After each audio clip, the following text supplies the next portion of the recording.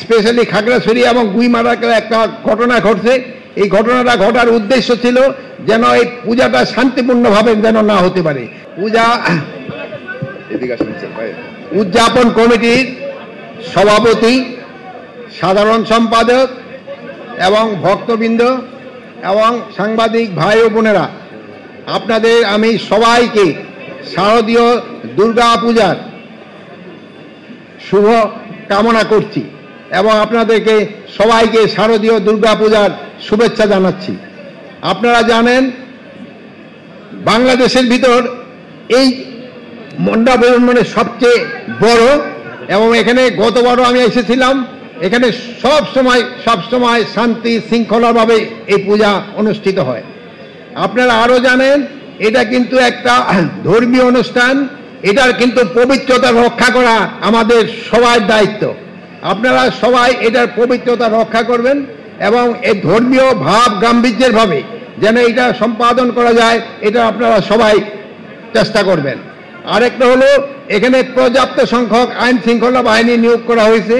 এখানে পুলিশ আছেন, আনসার আছে, সশস্ত্র বাহিনী আছে, তারপরে আপনার মহিলাদের মন্ত্রণালয় থেকে আমাদের স্বেচ্ছাসেবক আছেন, সবচেয়ে বেশি আছেন আমাদের পূজা কমিটির স্বেচ্ছাসেবক।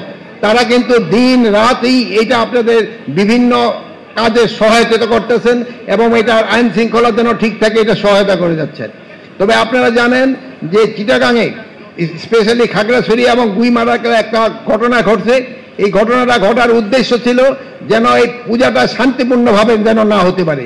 কিছু সংখ্যক সন্ত্রাসী চেষ্টা করছিল যেন এই পূজাটা ভালোভাবে না হয়, কিন্তু সেই সন্ত্রাসীদের যে কর্মকাণ্ড এটা কিন্তু প্রতিহত করে দেওয়া হয়েছে এবং পাহাড়েও পূজা ভালোভাবে হচ্ছে।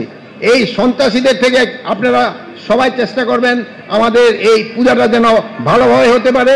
সন্ত্রাসীরা কিন্তু সব জায়গায় চেষ্টা করবে এবং সন্ত্রাসীদের কিছু মদতদাতা রয়ে গেছে, এরা দেশে বাইরে থেকেও মদতদাতা রয়ে গেছেন। এই মদতদাতাদের থেকেও আপনারা তাদের এই যে একটা খারাপ ইচ্ছা এটা আপনারা কিন্তু দূর করে দিতে পারবেন।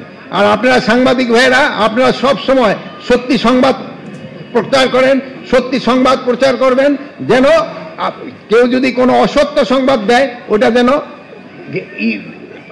কি বলে বন্ধ হয়ে যায় তার, আর ওটা যেন তারা প্রকাশও করতে না পারে। আর কোনো কিছু সংবাদ ভাইয়েরা বলছে যাচাই না করে আপনারা দিবেন না। একটা কিন্তু নতুন অ্যাপও করা হয়েছে, আপনাকে যদি কোনো কিছু থাকে ভাইদের সাথে আছে, ভাইরাও কিন্তু অ্যাপের সাথে সম্পৃক্ত, তারা আপনাদের সঠিক সংবাদটা দিতে পারবে। চিহ্নিত সন্ত্রাসীকে চিহ্নিত করার জন্য ব্যবস্থা নেওয়া হয়েছে এবং কিছু সংখ্যক সন্ত্রাসীদের আইনের আওতায় নিয়ে আসা হয়েছে। আপনারা সবাই ভালো থাকেন।